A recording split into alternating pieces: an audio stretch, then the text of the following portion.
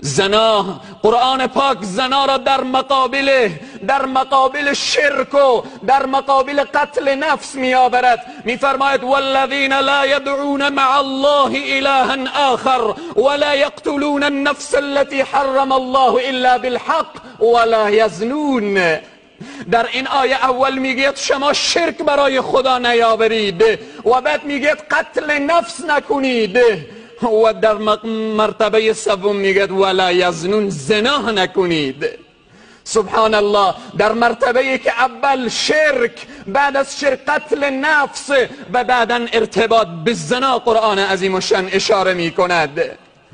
والذین لا يدعون مع الله إلها آخر ولا يقتلون النفس التي حرم الله إلا بالحق ولا يزنون. چقدر مسئله زنا مسئله مهم است. رسول معظم اسلام صلی الله علیه و سلم در شب معراج اون واقعیت‌های را که مشاهده کردند و اون عذاب‌های گوناگونی را که مشاهده کردن، یک جای رسیدن رسول خدا دیدن زنانی در پستانهای خود آویزان می باشن. گفتن ای جبرائیل اینها کیا هستن که با این گونه عذاب می شدن؟ گفتن اینها زنانی هستن که به زنا آلوده بودن. یک لحظه خوشگذرانی، یک لحظه هوا و هوس، یک لحظه پیروی از خواهشات نفسانی، اما چگونه عذاب‌های را پشت سر دارد. سبحان الله. جای دیگری رسیدن رسول خدا دیدن انسان‌هایی که غذاهای پاکیزه و لذیذ نزدشان گذاشته اما نمیخورن و پیش اونها کاسه غذای از لجنزارها گذاشته، از اون آلودگی ها میخورن. گفتن ای جبرائیل اینها کیا هستن؟ گفتن اینها مردانی هستن که از زنان منکوحه خود رو گردانیده، از حلال رو گردانیده و دست به حرام زدن. سروران عزیز و بزرگوار، مسئله زنا خیلی مسئله مهم است. چه عقوبتی داره؟ قرآن عظیم الشان میفرمایه الزانیة والزانی فجلدوا كل واحد منهما 100 جلدة ولا تأخذكم بهما رأفة في دین الله ان کنتم تؤمنون بالله والیوم الآخر. سبحان الله. هنگامی که مرد زانی و زن زانیه را گرفتید، باید آنها اگر غیر متأهل بودن، اگر آنها مجرد بودن، باید 100 تازیانه زده شوند، باید 100 ضربه شلاق عذابهما، چگونه اونها زده بشوند. ولا تأخذكم بهما رأفتون. قرآن عظیم الشان به تمام جاها توصیه به رحم و شفقت می کند، توصیه به اخوت و محبت می کند، اما خود قرآن عظیم الشان می فرماید هنگامی که زانی و زانیه را دستگیر کردید، هنگامی که اونها را متوجه شدید که با این فعل زشت و ناروا آلوده هستند، ولا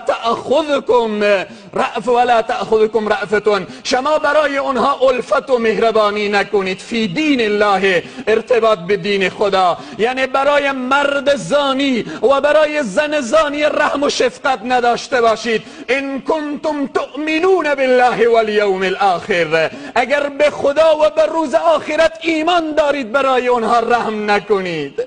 سبحان الله. امروز مسئولین ما چگونه ادعای ایمانیت به خدا میکنن. امروز وقتی در بین جامعه اسلامی حدود الهی به پا نشود، امروز چقدر برای زانی و زانی رحم میشود، چقدر برای اونها مهربانی میشود. خدای پاک میگه برای اونها مهربانی لازم نیست، برای اونها الفت لازم نیست، برای اونها شفقت لازم نیست. به خاطر اونها پای خود را از گلیم خود و از حدود الهی تجاوز کردند.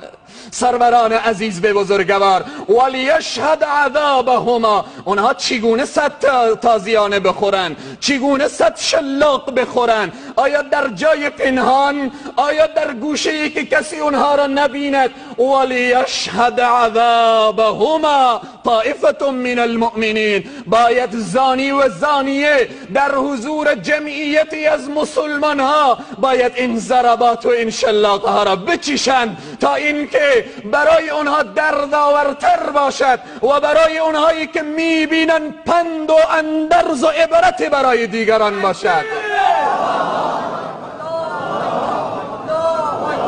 اونهایی که در صدر اسلام جهاد کردن، مبارزه کردن و احکام قرآن را جاری کردن، سبحان الله اگر امروز نظری به کشورهای اسلامی بیندازن، چی جواب مسلمان ها و چی جواب حکام مسلمین و چی جواب قدرتمندان مسلمین و زعمای کشورهای اسلامی دارن در مقابل این که قرآن میگه برای زانی و زانی رحم نکنید؟ امروز برای اونها رحم میشه، شفقت میشه، ترحم میشه و اونها شاید نوازش هم بشه و اونها رها بشه. اما از دنیا اگر رها پیدا بکنن، فردا به صحرای محشر چه کار میکنن؟ فردا به صحرای محشر از نزد خالق خیش، از نزد اون ذاتی که سریع الحساب هست کجا میروند؟ از نزد اون ذاتی که منتقم هست، از نزد اون ذاتی که قهار است به کجا میروند؟ سرزمین های اسلامی امروز حدود وقتی قطع میشه، وقتی حدود الهی جاری نمیشه، امروز مسلمان ها دوچار مشکلات میشوند. امروز کشورها یک پی از دیگر مورد اشغال و مورد تجاوز قرار میگیره، چون امروز